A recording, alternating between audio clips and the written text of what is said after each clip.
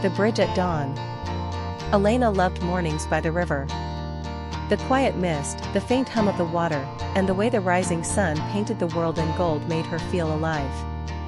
Every day before work, she walked across the old wooden bridge that connected her town to the neighboring village. It was on that bridge she first met Daniel. He was a painter, always standing by the railing with his sketchbook, capturing the dawn. At first, they only exchanged polite smiles.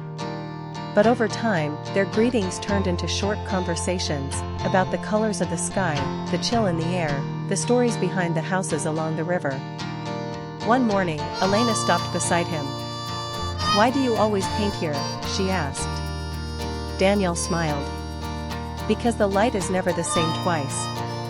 Each sunrise feels like a promise." That answer stayed with her.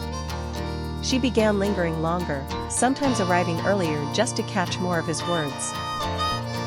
He told her about his dream of holding an exhibition, about the years he had spent searching for inspiration. She told him about her quiet life at the library, her love for stories that carried pieces of people's souls. As weeks passed, their bond deepened. Daniel began sketching not only the river but Elena herself, her hair lit by the dawn, her eyes reflecting the morning light. When she discovered the portraits, she was startled. "You painted me?" she whispered. "You became part of the sunrise," he replied simply. One day, heavy rain swept through the town. Elena almost skipped her walk, but something urged her forward. She found Daniel on the bridge, soaked, painting furiously. She ran to him, pulling her umbrella over his canvas. "You'll ruin it," she cried. He laughed, water dripping down his face.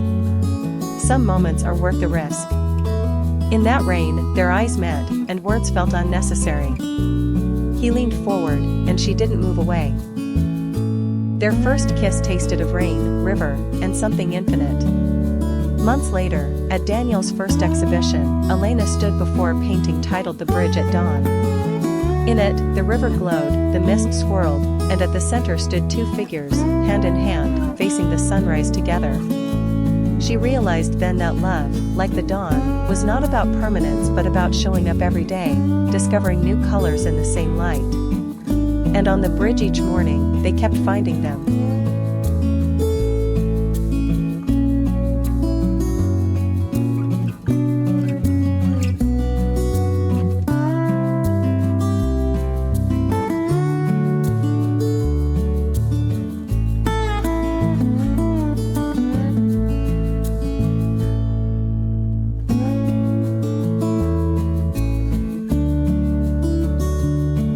The letter by the river.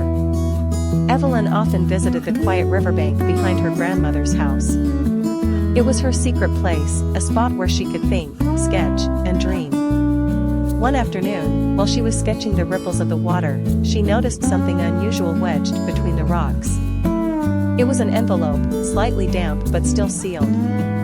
Curiosity pulled her in. Inside was a letter, written in neat, steady handwriting. "To the one who finds this," it began. "If you're reading this, then perhaps fate wanted us to meet. I am a soldier, and before leaving for duty, I left this letter by the river where I once walked with the girl I love. If she ever reads it, I want her to know she was the best part of my life. And if it's someone else who finds it, I hope you believe in love, too." Evelyn read the words again and again. She didn't know the man, but something in his writing touched her deeply. It felt like hearing the heart of someone who still believed in love, even when life was uncertain. Over the next weeks, Evelyn kept returning to the river, half expecting to find another letter. And one evening, she did. This one was addressed simply, "To the dreamer who reads my words." The soldier wrote of his travels, his hopes, and his fears. It was as if he knew someone would listen. Evelyn began replying, writing her letters and leaving them under the same rock. She shared her sketches, her dreams of becoming an artist, her small joys. Months passed. Their words became a quiet bridge across distance and time. Evelyn realized she was waiting for his letters more than anything else in her life.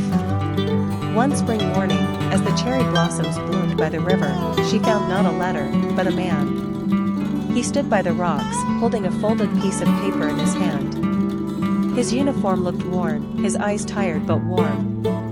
"You must be the dreamer," he said softly. Evelyn's heart raced.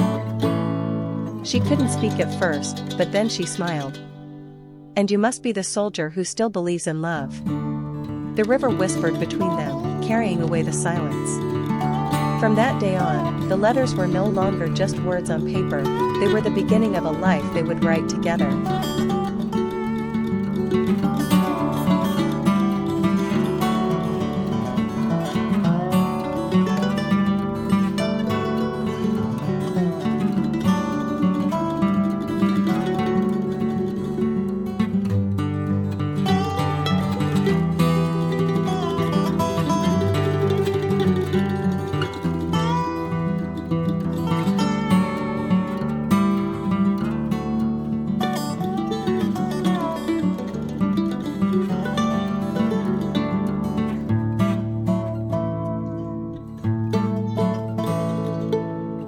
Whispers of the evening sky.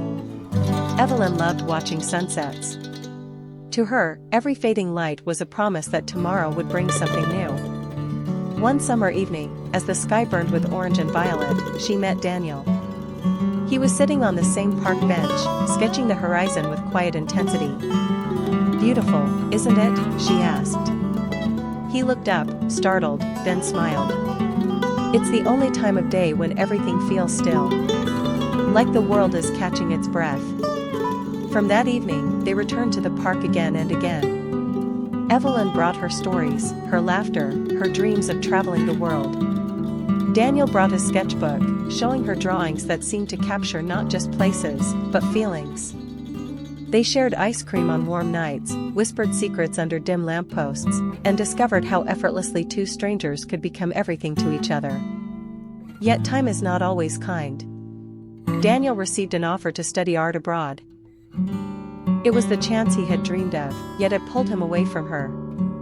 On his last evening before leaving, they sat on their bench as the sun dipped low. Evelyn's eyes glistened, though she tried to hide it. "You should go," she whispered. "You belong to the colors of the world." "And what about you?" he asked, voice unsteady. She reached for his hand, pressing it against her heart. "I'll be here, watching the same sunset. Every evening, I'll think of you." Daniel kissed her forehead, lingering as though time could be tricked into pausing. "Then no matter where I am, I'll draw the sunset and send it to you. That way, we'll still be together." Months passed, then years. True to his word, Daniel's letters arrived with sketches of golden skies over foreign cities. Evelyn kept them all, filling a box she called her evening skies. One spring evening, as she sat alone on their bench, she saw someone walking toward her. His sketchbook was tucked under his arm, his smile as familiar as the sunset. "I realized," Daniel said, breathless, "that no matter how many sunsets I saw, none were as beautiful as the ones I shared with you." Evelyn's tears fell freely now, but her smile was brighter than the fading sky. As the sun disappeared beyond the horizon, their hands found each other again, two souls who had always belonged to the same evening sky.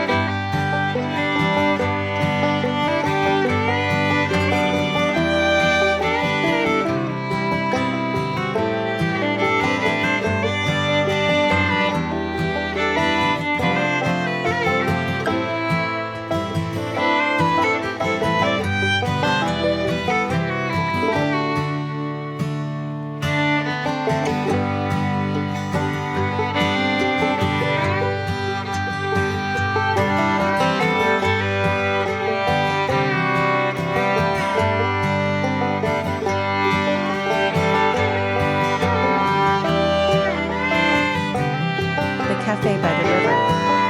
On a quiet street near the river stood a small cafe with wide windows and wooden chairs. Emma often went there after work, bringing her sketchbook and ordering the same cappuccino. For her, it was a place to escape the rush of the city. One rainy evening, as she flipped through her sketches, a man asked politely, "Is this seat taken?" She looked up, surprised. He had tired eyes but a kind smile.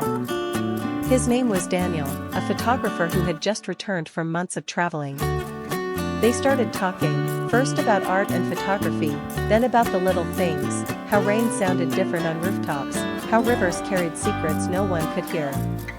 Emma laughed more than she had in weeks, and Daniel listened as if every word she spoke mattered. Days turned into weeks. Daniel would bring photos for Emma to see, and she would show him her unfinished drawings. The cafe became their meeting point, filled with quiet conversations, warm drinks, and the sound of the river outside. But life, as always, tested them. Daniel received an offer to travel again, this time for a year. The night before he left, they sat in the cafe in silence. Finally, Emma whispered, "Will you come back?" Daniel took her hand gently. "I always return to the places where I've left my heart." A year passed slowly. Emma went to the cafe every week, keeping her sketchbook open on the same table. One spring evening, just as the light turned golden, someone slid into the seat across from her. It was Daniel. He placed a photograph on the table, a picture of the cafe by the river, taken from outside the window where Emma sat. "I told you I'd come back," he said softly. Emma smiled through tears, realizing that sometimes love doesn't need grand promises, just the quiet certainty of two people finding each other again. And in that little cafe, their story began once more.